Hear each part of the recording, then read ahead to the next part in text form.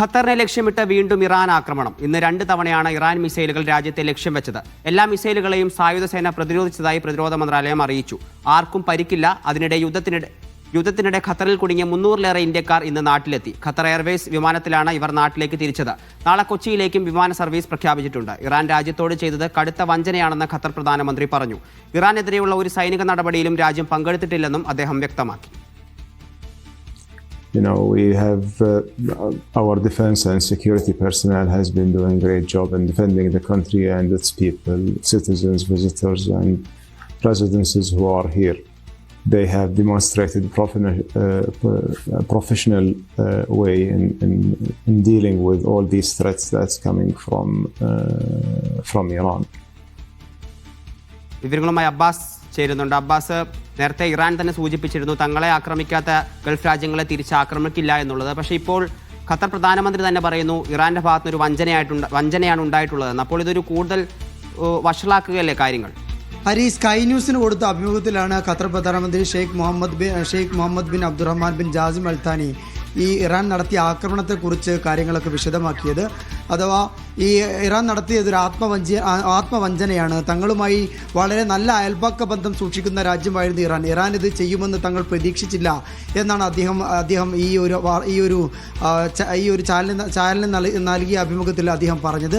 അതോടൊപ്പം തന്നെ അദ്ദേഹം പറഞ്ഞ പ്രധാനപ്പെട്ട കാര്യം ഈ ഒരു ആക്രമണം പശ്ചിമേഷ്യയിൽ വളരെ വലിയ പ്രത്യാഘാതങ്ങൾ ഉണ്ടാക്കും. അതോടൊപ്പം തന്നെ ആഗോള സമ്പദ് വ്യവസ്ഥയ്ക്ക് മേൽ ഇതുണ്ടാക്കുന്ന ആഘാതം ചെറുതായിരിക്കില്ല എന്നുകൂടി അദ്ദേഹം പറയുന്നു. കാരണം ഈ LNGയുടെ ഉൽപ്പാദനം താൽക്കാലികമായി നിർത്തിവെച്ചത്, അതുപോലെ തന്നെ LNGയുടെ ലോകത്തെ ആകെ LNGയുടെ ഉൽപ്പാദനത്തിൻ്റെ 20% ഖത്തറിൽ നിന്നാണ് നടക്കുന്നത്. അത് ആഗോള സമ്പദ് വ്യവസ്ഥയിൽ ഉണ്ടാക്കുന്ന ആഘാതവും അതിനോടനുബന്ധിച്ച് ആഗോളതലത്തിൽ തന്നെ ഉണ്ടാകുന്ന വിലക്കയറ്റം അതുപോലുള്ള പ്രശ്നങ്ങളും ഒക്കെ വളരെ വലുതായിരിക്കുമെന്ന് കൂടി അദ്ദേഹം പറയുകയുണ്ടായി. ഇതോടൊപ്പം അദ്ദേഹം ചൂണ്ടിക്കാട്ടിയത് ഇറാൻ നടത്തിയ ആക്രമണം ഇവിടുത്തെ സിവിലിയൻ അടിസ്ഥാന സൗകര്യങ്ങൾക്ക് നേരെ കൂടിയാണ്. തങ്ങൾ ഒരു ഘട്ടത്തിൽ പോലും ഈ നേരിട്ട് ഇറാനെതിരെ നടത്തിയ ഒരു ആക്രമണത്തിൽ തന്നെ ഒരു ഘട്ടത്തിൽ പോലും പങ്കെടുത്തിട്ടില്ല എന്നുള്ളതാണ്. അതുകൊണ്ട് തന്നെ ഇക്കാര്യത്തിൽ ഇറാൻ നിരത്തുന്ന ന്യായീകരണങ്ങൾ ഒരു കാരണവശാലും അംഗീകരിക്കാൻ കഴിയില്ല എന്നുകൂടി അദ്ദേഹം വ്യക്തമാക്കുന്നു. ഖത്തർ പ്രധാനമന്ത്രിയുടെ അഭിമുഖം വളരെ പ്രാധാന്യപൂർവ്വമാണ് അന്താരാഷ്ട്ര മാധ്യമങ്ങൾ പ്രസിദ്ധീകരിച്ചത്. ഈ ഒരു ആക്രമണം നടന്ന ശേഷം ആദ്യമായിട്ടാണ് ഖത്തറിലെ ഒരു ഉന്നതമായിട്ടുള്ള രാഷ്ട്രീയ നേതൃത്വം ഇക്കാര്യത്തിൽ നിലപാട് വ്യക്തമാക്കുന്നത്. കഴിഞ്ഞ ദിവസം വിദേശകാര്യ മന്ത്രാലയമാണ് ഇക്കാര്യത്തിലൊക്കെ വ്യക്തത വരുത്തുന്നത്. അതിന് പുറമെയാണ് ഇപ്പോൾ ഖത്തർ പ്രധാനമന്ത്രിയും വിദേശകാര്യമന്ത്രിയുമായ Sheikh Mohammed bin Abdulrahman bin Jassim Al Thani ഇക്കാര്യത്തിൽ രാജ്യത്തിൻ്റെ നിലപാട് വ്യക്തമാക്കുന്നത്. ഇതോടൊപ്പം തന്നെ വളരെ പ്രധാനപ്പെട്ട ഒരു കാര്യം, ഇക്കാര്യത്തിൽ ഖത്തർ സംഭാഷണത്തിന് തയ്യാറാണ് എന്നുകൂടി അദ്ദേഹം പറയുന്നുണ്ട്. ഹരി അബ്ബാസ് അതോടൊപ്പം നേരത്തെ സൂചിപ്പിച്ച പോലെ തന്നെ ഈ LNGയുടെ ഉൽപ്പാദനം നിർത്തിയിട്ട് ഇപ്പോൾ ദിവസങ്ങളായിട്ടുണ്ട്. അത് ലോകത്ത് വലിയ പ്രതിസന്ധിയാണ് ഉണ്ടാക്കിയിരിക്കുന്നത്. ഏകദേശം യൂറോപ്പിലൊക്കെ ഏകദേശം 50% വിലവർധനമാണ് ഉണ്ടായിട്ടുള്ളത്. അപ്പോൾ ഇതിൻ്റെ ഒരു ഉൽപ്പാദനം ഇനി എന്ന് തുടങ്ങുമെന്നുള്ള കാര്യത്തിൽ എന്തെങ്കിലും സൂചനയുണ്ടോ?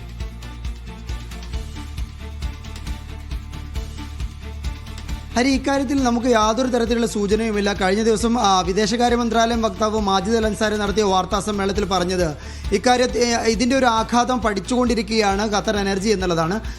ഖത്തർ എനർജിയുടെ എക്സ്പേർട്ട് കമ്മിറ്റി ഇക്കാര്യം പഠിച്ച ശേഷം മാത്രമേ ഇക്കാര്യത്തിൽ ഏതെങ്കിലും തരത്തിലൊരു പുനരാലോചന ഉണ്ടാകുകയുള്ളൂ. ഇതിൽ പ്രധാനപ്പെട്ട ഒരു വഴിത്തിരിവ് എന്ന് പറയുന്നത് ഒരു ഡെവലപ്മെൻറ്റ് എന്ന് പറയുന്നത് ഖത്തർ എനർജി അവരുടെ ഫോഴ്സ് മെജർ എന്ന് പറയുന്ന നോട്ടീസ് പുറത്തിറക്കിയിട്ടുണ്ട്.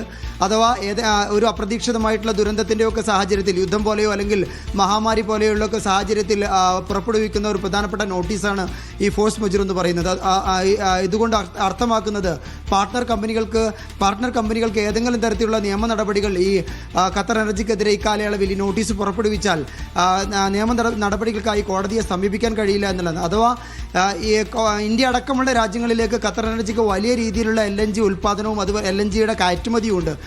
പെട്രോനെറ്റ് അടക്കമുള്ള, അതുപോലെ ഗെയിൽ, അതുപോലെ ഗുജറാത്ത് പെട്രോളിയം കോർപ്പറേഷൻ അടക്കമുള്ള കമ്പനികൾക്ക് ഖത്തർ എനർജിയുമായി കരാറുണ്ട്. ഈ കരാറൊന്നും ഈ വരുന്ന സമയങ്ങളിൽ യഥാവിധി പാലിക്കാൻ ഖത്തർ എനർജിക്ക് ആകില്ല. കാരണം ഈ ഒരു സാഹചര്യം അങ്ങനെയാണ്. അതുകൊണ്ട് തന്നെ അവിടുത്തെ ഓൺഷോറിലെയും ഓഫ്ഷോറിലെയും ഒക്കെ ജീവനക്കാരുടെ സുരക്ഷ കണക്കിലെടുത്ത് അവരെ എല്ലാവരെയും നിലവിൽ മറ്റൊരിടത്തേക്ക് മാറ്റിയ സ്ഥിതിയാണെന്നാണ് നമ്മൾ കഴിഞ്ഞ ദിവസം വിദേശകാര്യ മന്ത്രാലയം അറിയിച്ചിരുന്നത്. ഏതായാലും ഇതുമായി ബന്ധപ്പെട്ട ടെക്നിക്കൽ കമ്മിറ്റി ഇക്കാര്യം പഠിച്ച ശേഷം മാത്രമേ ഇക്കാര്യത്തിൽ ഏതെങ്കിലും തരത്തിലുള്ള ഒരു ഡെവലപ്മെൻറ്റ് ഇനി ഉണ്ടാവാൻ സാധ്യതയുള്ളൂ. ഖത്തർ എനർജിയാണ് ഇക്കാര്യത്തിൽ അന്തിമ വാക്ക് പറയേണ്ടത്. ഇതോടൊപ്പം തന്നെ ഇന്ന് ഖത്തറിൽ നടത്തിയ ആക്രമണങ്ങൾ രണ്ട് ആക്രമണമാണ് ഇന്ന് ഖത്തറിനെതിരെ ഇറാൻ നടത്തിയത്. ഒന്ന് അത് പുലർച്ചെയായിരുന്നു, പുലർച്ചെ 3:18. രണ്ടാമത്തെ ആക്രമണം നടന്നത് 3:20 കൂടിയായിരുന്നു, വൈകിട്ട് ഉച്ചതിരിഞ്ഞ്. ഈ 17 ബാലിസ്റ്റിക് മിസൈലുകളും അതുപോലെ തന്നെ 6 ഡ്രോണുകളുമാണ് ഈ രാജ്യത്തിനെതിരെ ഇറാൻ തൊടുത്തുവിട്ടത്. ഈ എല്ലാ ആക്രമണങ്ങളും സായുധ സേന തകർത്തു എന്നാണ് പ്രതിരോധ മന്ത്രാലയം വാർത്താക്കുറിപ്പിൽ വ്യക്തമാക്കിയിട്ടുള്ളത്. ജനജീവിതം സാധാരണഗതിയിലാണ്. ഏതെങ്കിലും തരത്തിലുള്ള ആളപായങ്ങളോ നാശനഷ്ടങ്ങളോ ഇക്കാര്യത്തിൽ ഈ ആക്രമണത്തിൽ ഒന്നും റിപ്പോർട്ട് ചെയ്തിട്ടില്ല. ഇതോടൊപ്പം തന്നെ 300-ലധികം വരുന്ന ആളുകളെ ഇവിടെ അഭ്യൂഹങ്ങൾ പ്രചരിപ്പിച്ചതിൻ്റെ പേരിൽ അറസ്റ്റിലായിട്ടുണ്ട്. ഇതോടൊപ്പം എടുത്തു പറയേണ്ട മറ്റൊരു കാര്യം ഇന്ത്യയിലേക്ക് നടത്തിയ വിമാന സർവീസുമായി ബന്ധപ്പെട്ടാണ്. ഇന്ന് 300-ലേറെ പേരാണ് ഇന്ത്യയിലേക്ക് ഖത്തറിൽ നിന്ന് വിമാനത്തിൽ ന്യൂഡൽഹിയിൽ വിമാനത്താവളത്തിൽ ഇറങ്ങിയത്. അതോടൊപ്പം നാളെ കൊച്ചിയിലേക്കും അതുപോലെ മുംബൈയിലേക്കും വിമാനമുണ്ട്. ഇവിടുന്ന് ഹ്രസ്വകാല വിസയിലും അതുപോലെ ട്രാൻസിറ്റ് പാസഞ്ചേഴ്സുമായിട്ട് ഇവിടെ കുടുങ്ങിയ ആളുകളെയാണ് താൽക്കാലികമായിട്ട് ഖത്തർ എയർവേസ് ഇന്ത്യയിലേക്ക് എത്തിക്കുന്നത്. അതുപോലെ ലോകത്തിൻ്റെ വിവിധ ഭാഗങ്ങളിലേക്ക് സർവീസുണ്ട്. പ്രത്യേകമായി മനസ്സിലാക്കേണ്ട മറ്റൊരു കാര്യം എന്ന് പറയുന്നത് ഏതെങ്കിലും തരത്തിലുള്ള വാണിജ്യ സർവീസ് ഇതുവരെ ഖത്തർ എയർവേസ് പുനരാരംഭിച്ചിട്ടില്ല. ഉറപ്പില്ലാത്ത കൺഫേംഡ് അല്ലാത്ത ടിക്കറ്റുകൾ ഒരിക്കൽ പോലും വിമാനത്താവളത്തിലേക്ക് പോകേണ്ടതില്ല. ഈ ടിക്കറ്റുള്ളവർ വിമാനത്താവളത്തിലേക്ക് പോകരുത്. നിരന്തരം വിമാന കമ്പനികളുമായി ബന്ധപ്പെടണമെന്നും അറിയിച്ചിട്ടുണ്ട് എന്നുള്ളതാണ് ഹരി. ശരി, ഖത്തറിനെ ലക്ഷ്യമിട്ട് വീണ്ടും ഇറാൻ ആക്രമണം ഉണ്ടായിരിക്കുകയാണ്. ഇന്ന് 2 തവണയാണ് ഇറാൻ മിസൈലുകൾ രാജ്യത്തെ ലക്ഷ്യം വെച്ചത്. എല്ലാ മിസൈലുകളെയും സായുധ സേന പ്രതിരോധിച്ചതായി പ്രതിരോധ മന്ത്രാലയം അറിയിച്ചു. അബ്ബാസ് മുഹമ്മദാണ് ഇപ്പോൾ ഖത്തറിൽ നിന്ന് വിവരങ്ങൾ നൽകിയത്.